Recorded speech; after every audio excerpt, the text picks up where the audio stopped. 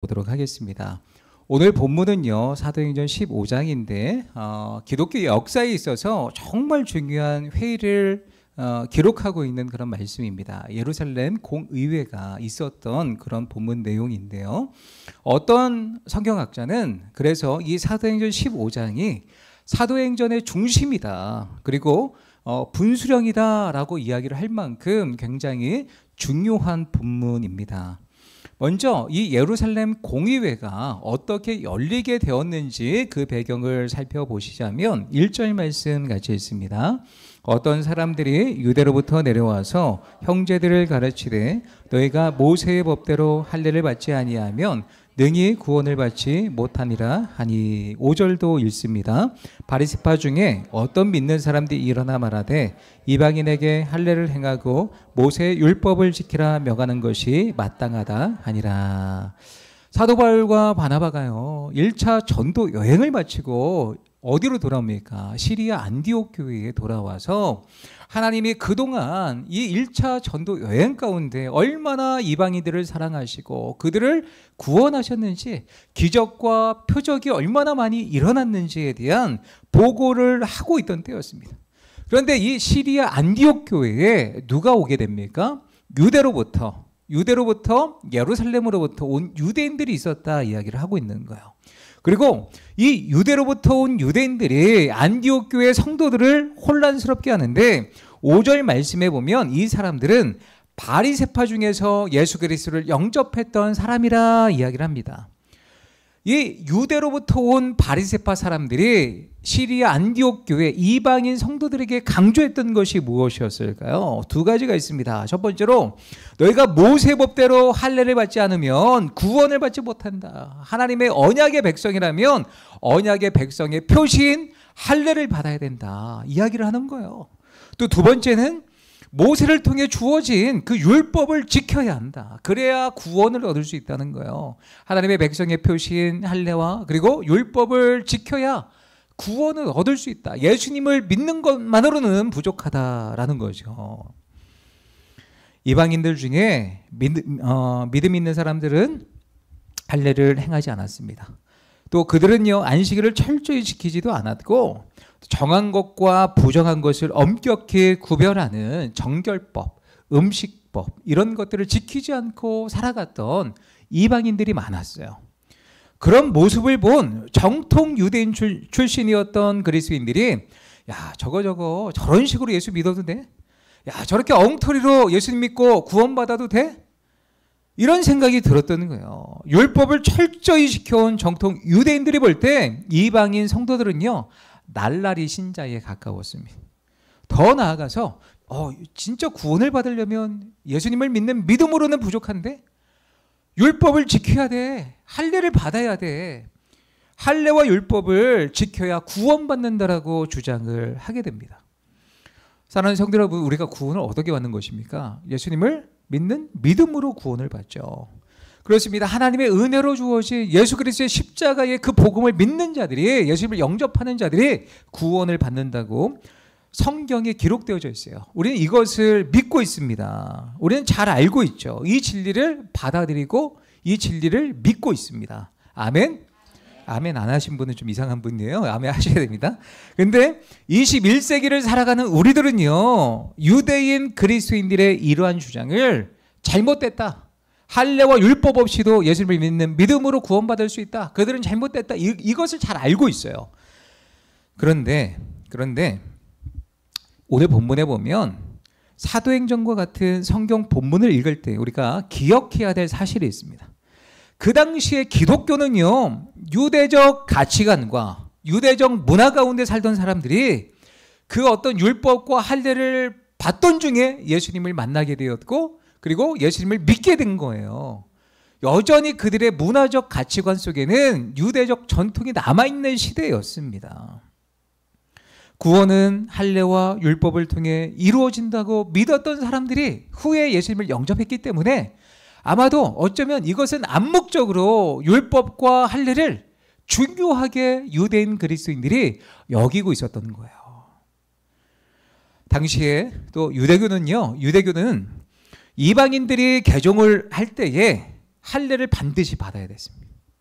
그 문화 가운데 살던 유대인들은 예수님을 믿는 믿음으로 부족한 거예요. 개종의 어떤 그 표시, 하나님의 자녀가 되었다는 그 표시가 있어야 되는데 너희들 할례를 받으라는 거예요. 너무도 이 할례는 당연하고 마땅하다고 생각했던 것입니다. 당시의 유대인 그리스도인들의 생각이었습니다. 그래서 이방인들을 볼 때에 그들의 신앙은 너무도 잘못된 것처럼 보여졌던 거예요. 어쩌면 이방인 그리스도인들에게 할례 없는 복음은요, 분명 인기가 있었을 것입니다. 성인이 된 다음에 할례를 받는다는 것은 당시의 의학 및 의료 기술을 참작할 때에 매우 위험한 수술이었습니다. 또한 성인이 된 다음에 할례를 받는 것은 큰 고통이 수반되었던 거죠. 그런데 사도 바울이 그들에게 이 할례를 요구하지 않았으니 아마 이방인들은요, 바울을 칭찬했을 거예요. 하지만 역으로 유대 그리스도인들에게는 이 할례를 받지 않는 그 행동이 복음을 값싸게 팔아버리는 행위처럼 여겨졌던 거예요. 바울이 이방인 그리스도인들에게 인기와 칭찬을 얻기 위해서 복음을 값싸게 팔아버렸다라고 유대인 그리스도인들이 생각했던 것입니다. 그래서 어쩌면 이들이 바울과 바나바가 복음을 증거할 때에 할례와 율법을 강조하지 않은 것을 알고 의도적으로 유대로부터 안디옥 교회에 찾아왔던 거예요. 그래서 이 구원의 문제는 예수님을 믿는 믿음으로만 부족하다는 거예요. 강력하게 안디옥 교회에 와서 주장을 했던 것입니다. 그래서 이 이방인 중심으로 세워졌던 교회가 발칵 뒤집혀지게 돼요. 그래서 어떤 일이 벌어집니까? 2절 말씀 같이 있습니다. 바울 및 바나바와 그들 사이에 적지 아니한 다툼과 변론이 일어난지라. 형제들이 이 문제에 대하여 바울과 바나바와 및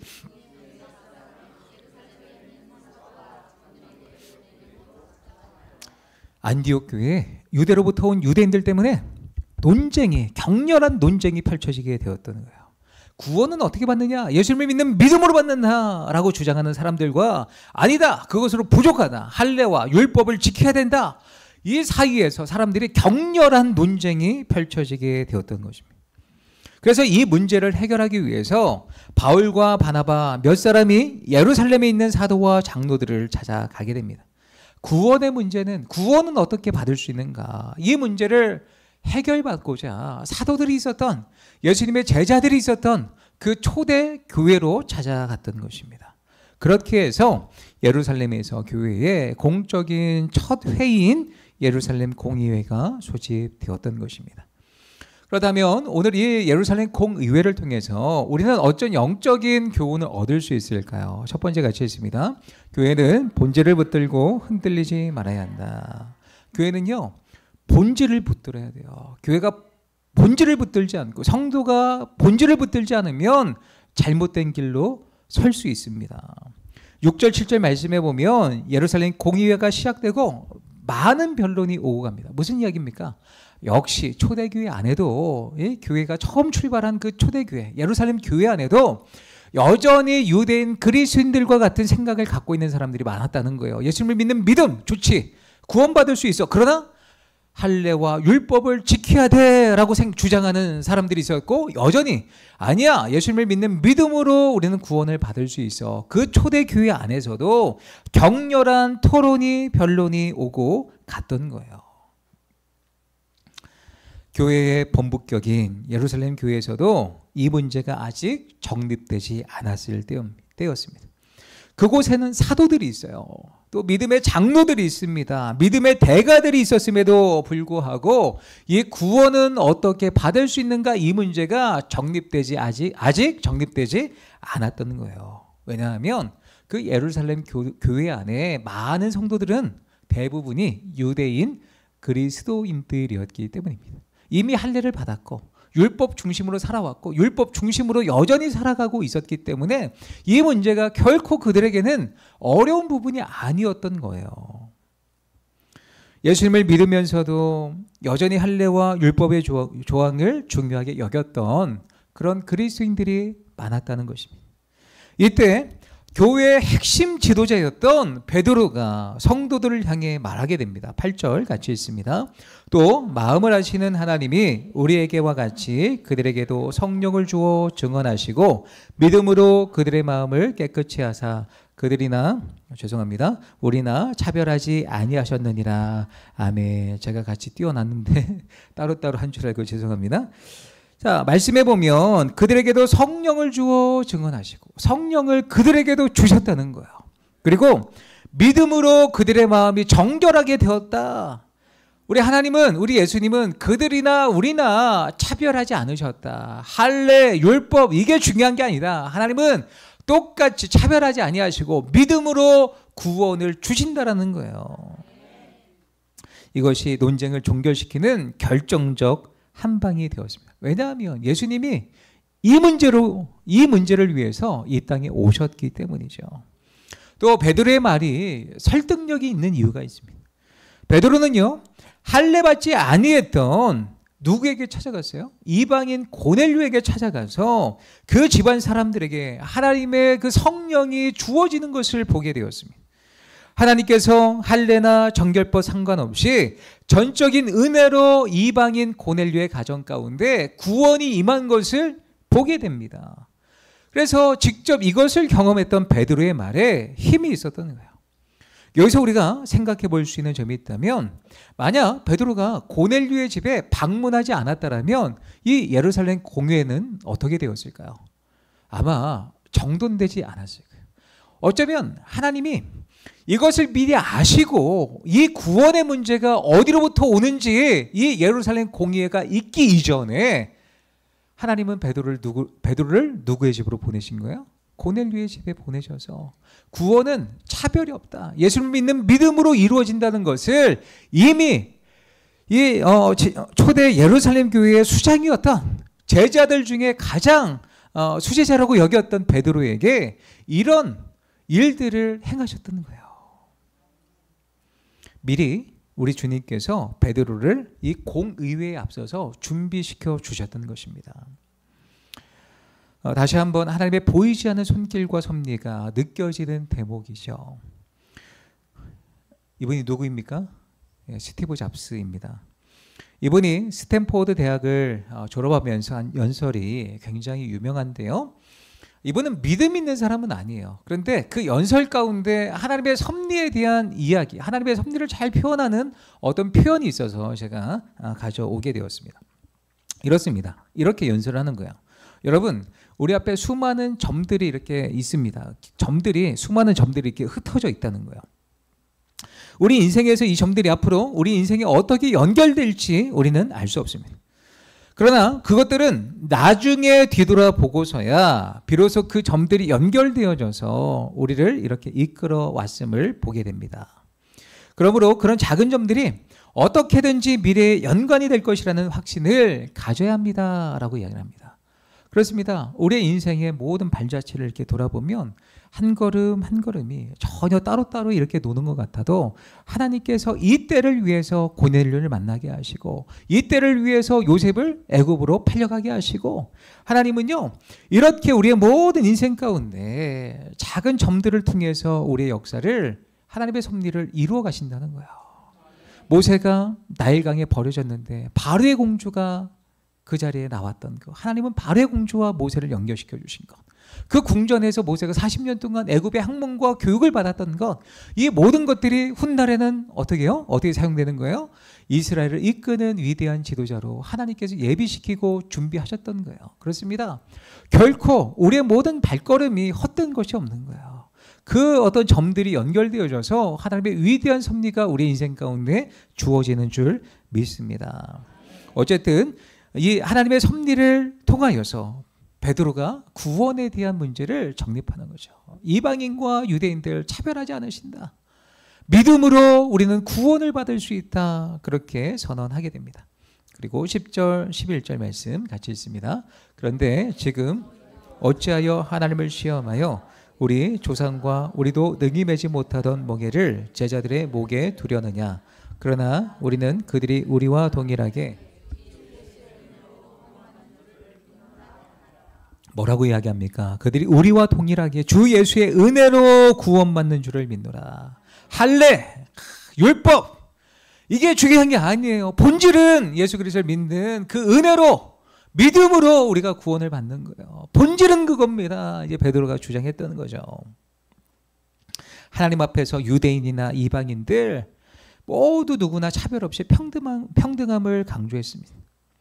그렇습니다. 우리 하나님께서는 모든 만민이 동일하게 예수 그리스도를 믿는 믿음만으로 구원을 얻도록 인도해 주신 줄 믿습니다.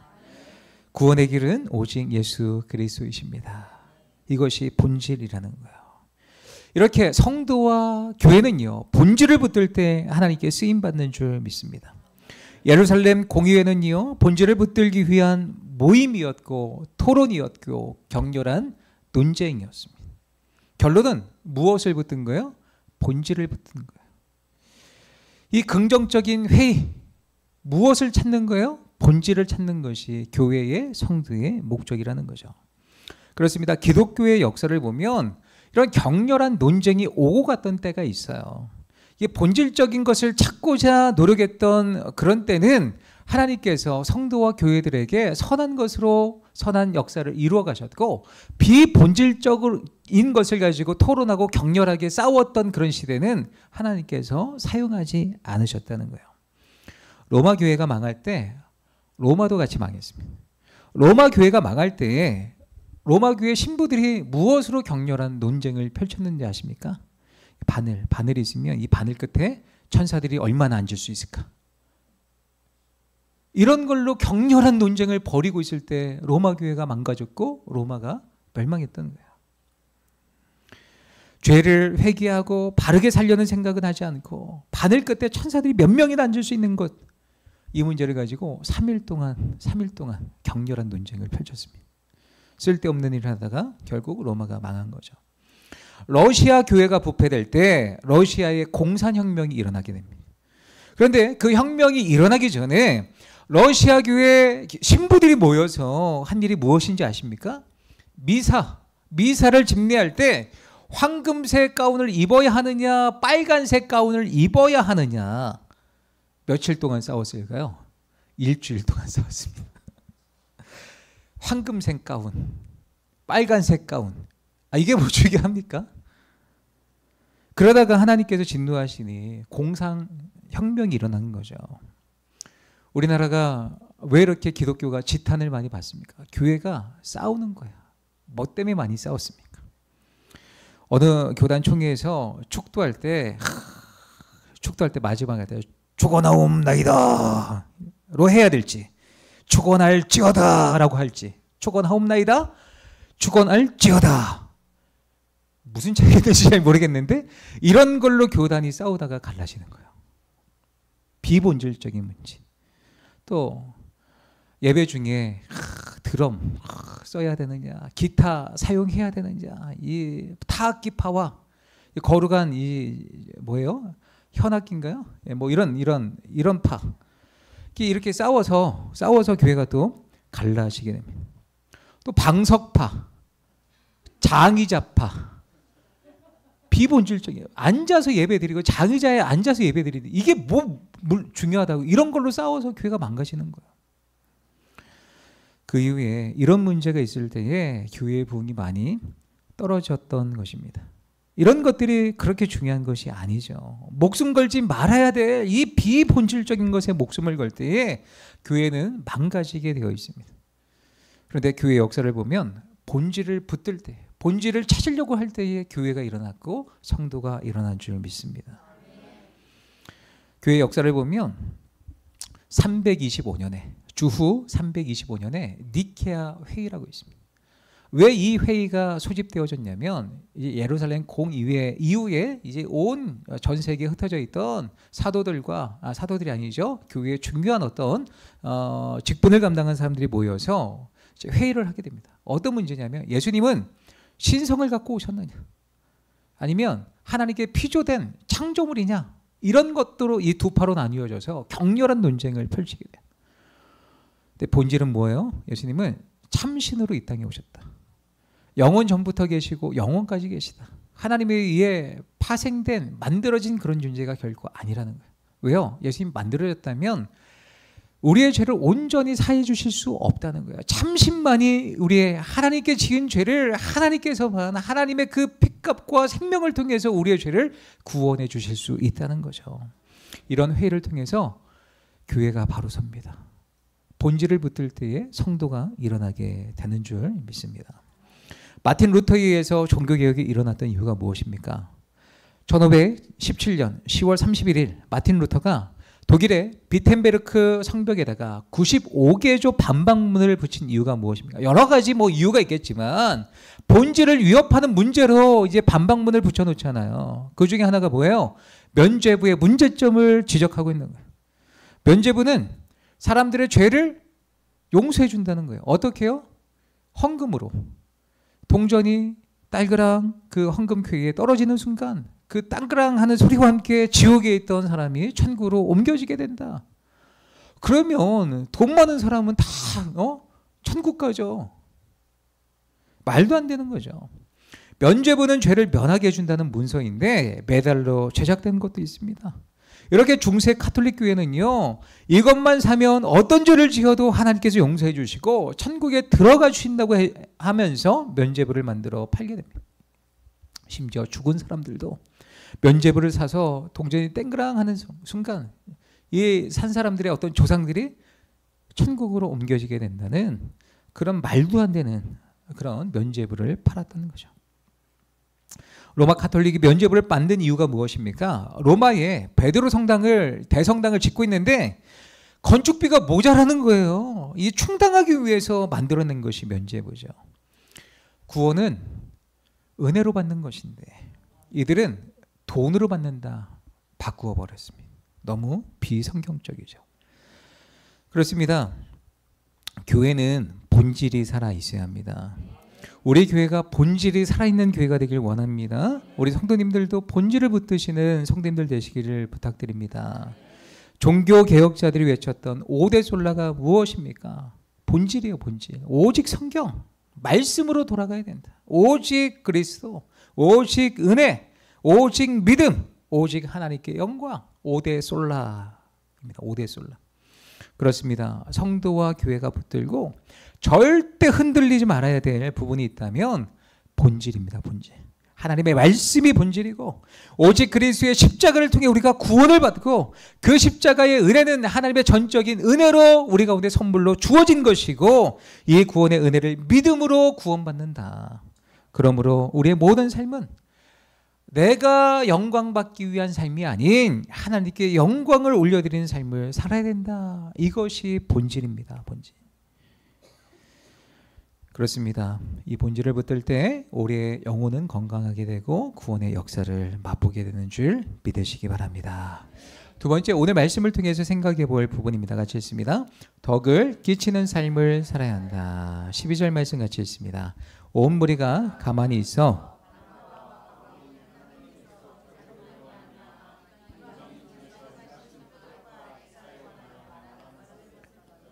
온 무리가 가만히 있어. 베드로의 이 본질을 붙드는 그 말을 들었던 수많은 예루살렘 공의회에 참석했던 수많은 무리들이 가만히 있었다는 거예요. 더 이상 어떤 변론도 하지 않았다는 거예요. 그게 무슨 이야기입니까? 그 본질을 들었던 온 무리가 인정했다는 거예요. 암묵적인 찬성입니다. 아, 맞아요. 맞아요. 예수님을 믿는 믿음으로 구원을 받는 거예요. 찬성했다는 거죠.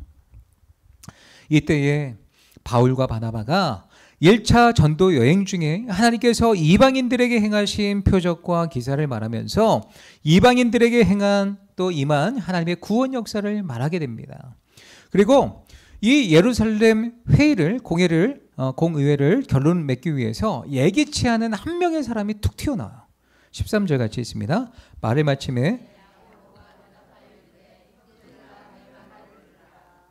야고보는 누구일까요? 예수님의 제자들 중에 2명의 야고보가 있죠. 근데 그 2명의 야고보는 아닙니다. 이 야고보가 누구냐면 예수님의 육신의 동생 야고보예요. 성경학자들은 예루살렘 공의회가 AD 50년쯤에 열렸을 것이다 라고 주장을 하고 있어요. 자, 예수님께서 부활 승천하신 후에 몇 년이 흐른 시간이에요? 17년쯤 33세를 사셨으니까 약 17년이 지난 시점이죠. 자, 이 예수님의 육신의 동생 야고보는요, 예수님이 공생의 기간 동안에 복음을 증거하시고 기적과 또 표적을 나타내실 때에 예수님을 따라다니며 예수님을 추종했습니까? 예수님을 믿었습니까? 아니요, 안 믿었습니다. 성경 말씀에 보면, 복음서에 보면 사람들이 야, 너 형 미쳤어 라는 이야기를 듣고 그 형을 집으로 데려가기 위해서 데리러 왔었어요. 누이들과 형제들, 그 어머니 마리아가 이 예수님을 집으로 고향으로 데려가려고 왔었어요. 미쳤다고 생각한 거죠.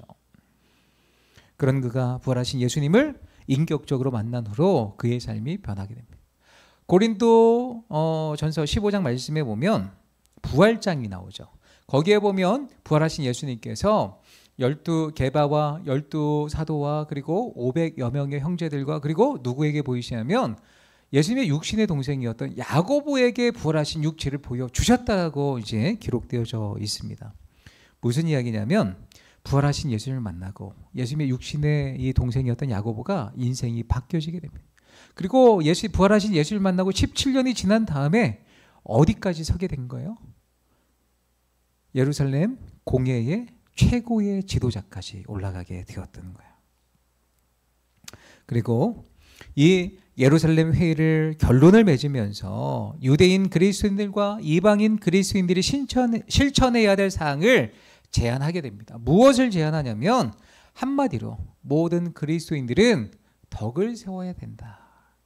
모든 그리스도인들은 덕을 세워야 된다. 이 야고보가, 예수님을 만났던 야고보가, 예수님을 믿지 않았던 그 야고보가 덕을 세워야 된다. 강력하게 말하고 있습니다.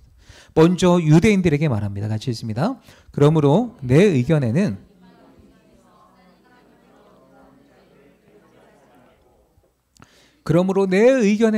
이 의견은 자기의 사사로운 개인적인 생각을 의견하는 게 아니고 회의를 끝마치는 결론을 말한다라는 그런 뜻이에요. 이방인 중에서 하나님께로 돌아오는 자들을 괴롭게 하지 말고 이방인들 할례와 율법 문제로 그들을 넘어뜨리지 말라는 거예요. 야고보가 이렇게 이야기를 합니다. 하나님께 돌아오는 자들을 괴롭게 하지 마라. 그들에게 무거운 짐을 지우지 마라. 이것은 본질이 아니다. 비본질적인 부분이다. 또 이방인 그리스도인들에게도 말합니다. 같이 읽습니다. 다만 우상의 더러운 것과 음행과 목매어 죽인 것과 피를 멀리하고 편지하는 것이 옳으니. 야고보가 이방인 그리스도인들에게 4가지 금기사항을 권고하고 있습니다. 이 앞에 2가지는요 우상 숭배와 관련된 일이고 뒤에 2가지는요 피를 먹지 말라는 율법 규정에 근거한 사항입니다. 목매어 죽은 가축이나 짐승의 고기는 피가 빠지지 않았기에 피째 먹는 것과 같았던 거예요. 물론 야고보가 요구했던 이 부분은 구원의 조건이 전혀 아닙니다. 단지 이러한 것을 혐오하는 유대인 그리스도인들과 이방인 그리스도인들 간에 서로 교제함에 있어서 덕이 안 되는 거예요. 유대인 그리스도인들이 볼 때 야, 목을 메어 잡은 그 짐승 피째 이 사람들이 고기를 먹고 있네. 야, 저런 사람과 교제하기 좀 껄끄럽다. 이런 어떤 마음을 주기 때문에 그런 껄끄럼을 주지 않기 위해서 그런 것들을 피해서 음식을 먹어줬으면 좋겠다. 유대인 그리스도인들을 너희들이 생각해서 그런 부분은 좀 지켜줬으면 좋겠어 라고 덕을 세워줬으면 좋겠어 라고 권고하고 있는 부분입니다. 그렇습니다. 유대인과 이방인은요 살아온 환경과 문화 배경이 다르기 때문에 이렇게 주님 안에서 조화를 이루기 위해서는 서로를 이해하고 배려하는 마음이 필요하다는 거예요. 야고보가 제시한 금기사항의 요지는 서로 간에 덕을 세워야 된다. 넘어뜨리지 말라. 서로 또 예수 안에서 하나가 되어야지 서로를 걸려 넘어지게 하는 그런 사람이 되어서는 안 된다라는 거예요. 오늘날 교회도 마찬가지입니다. 교회 내에는 다양한 사람들이 존재하죠. 공존합니다. 그런데 우리가 그리스도 안에서 서로 덕을 세우기 위해 비본질적인 문제, 본질적인 문제는 분명하게 이야기를 해야죠. 그런데 비본질적인 문제로 서로 덕을 세우지 못하고 상처를 주고 넘어뜨리려는 그런 모습이 있다면 우리가 회개해야 한다는 것입니다. 성경에 위배되지 않는 한 생각이 다르다. 그들을 이해하고 배려하는 마음이 필요합니다. 또 우리의 언행이 성경에 위배되지 않는다고 할지라도 그것을 수용할 만한 믿음이 없어 시험에 빠지게 될 교우가 있다면 덕을 세우기 위해서 그런 말은 안 하는 것이 좋다는 거예요. 만일 어떤 선교사가 돼지고기를 먹지 않는 지역에 가서 이제 선교를 하게 됩니다. 그러면서 이야기를 하는 거예요. 음식의 문제로 구원을 받는 게 아닙니다. 여러분, 돼지고기 먹어도 천국에 갈 수 있습니다. 라고 하면서 돼지고기를 먹는 것을 혐오하는 그 문화권에 있는 사람들에게 그들 앞에서 돼지고기를 막 구워서 막 먹으면서 여러분, 이것을 먹어도 구원을 받을 수 있습니다. 라고 이야기를 한다면 그들이 어떻게 생각할까요? 덕이 안 된다는 거야. 이미 복음을 받아들이기도 전에 그런 부분 때문에 마음이 다쳐가지고 본질에 대한 어떤 이야기를 아예 듣지 않는다는 거예요. 그렇습니다. 비본질적인 부분으로 굳이 구태여 그런 행동을 할 이유가 없다는 거죠. 나의 잘못된 생각으로 인해서 하나님께 돌아오는 자들을 괴롭게 하지 말아야 합니다. 과거에 이런 논쟁이 있었어요. 어떤 교회에 몸을 팔던 한 자매가, 그러니까 창녀죠. 이제 몸을 팔던 한 자매가 전도를 받고 누군가의 인도함을 받고 이제 교회에 참석하게 됩니다. 예배 가운데 오게 되었어요. 그런데 이 자매는 자신이 몸을 팔고 있으면서도 교회가 좋아서 예배 때마다 빠지지 않았습니다. 신학이 있는 것은 아니에요. 다만 사람들이 좋은 거예요. 마음의 평안함을 얻는 거예요. 교회만 오면 교회에 오는 것이었어요. 근데 몸을 파는 일을 그만둘 수 없었습니다. 돈이 좋고 돈을 쉽게 벌 수 있으니까 또 먹고 사는데 다른 기술이 없으니까 교회에 오는 거예요. 그냥 그 일을 하는 거죠. 그런데 이 자매가 어느 날 몸을 판 그 많은 돈을 교회에 헌금을 하게 됩니다. 교회에 난리가 난 거예요. 왜요? 당회가 소집되고 그 헌금을 두고 논쟁이 오고 갑니다. 목사님, 이 헌금을 어떻게 하면 좋습니까? 이것은 선한 결과의 결과물이 아니니까 빨리 돌려줘야 됩니다. 라고 이야기를 하는 그런 분들이 있어요. 어떤 분들은 아닙니다. 그 자매가 믿음이 들어가기 전까지 우리가 기다려줘야 됩니다. 우리가 알고 있는 것을, 그녀가 몸을 파는 것을 우리 모든 성도들이 알고 있다고 생각하면 더 이상 그녀는 복음에 설 수 없을 것입니다. 우리가 복음을 받아들일 때까지 기다려줘야 합니다. 무엇이 더 좋은 결론입니까? 이게 본질적인 문제입니까? 아니죠. 본질적인 문제가 아니죠. 비본질적인 문제죠. 어떤 결론을 내려야 하나님께서 기뻐하실까요? 덕을 세우는 거예요. 그 영혼을 살리고 세우는 일입니다. 분명히 선한 의도와 선한 자기 생각 중요합니다. 그러나 그 자매가 은혜로 하나님을 알아갈 수 있도록 본질은 그거죠. 덕을 세워서 예수 그리스도를 믿고 구원함을 받을 수 있도록 교회가 존재하는 것 아닙니까? 우리가 신앙생활을 할 때 교회 안에서 이런 마음이 우리 가운데 있어야 합니다. 비본질적인 것에는 덕을 세워야 됩니다. 사람들 상처를 주지 않고 그 영혼이 온전히 세워질 때까지 우리가 참아주고 기다려주며 정말 비본질적인 문제에서는 우리가 양보를 하고 덕을 끼치고 그들을 세울 수 있도록 그런 신앙이 우리 가운데 있어야 되는 줄 믿으시기 바랍니다. 말씀을 맺겠습니다. 오늘 말씀을 통해서 본질은 붙들어야죠. 본질은 중요합니다. 그러나 비본질적인 문제에 있어서 너무 다투지 마시고 덕을 세우는 일에 최선을 다해 나가면 교회와 믿음의 사람들이 주님 안에서 건강하고 온전히 세워질 줄 믿습니다. 그렇게 살아가시는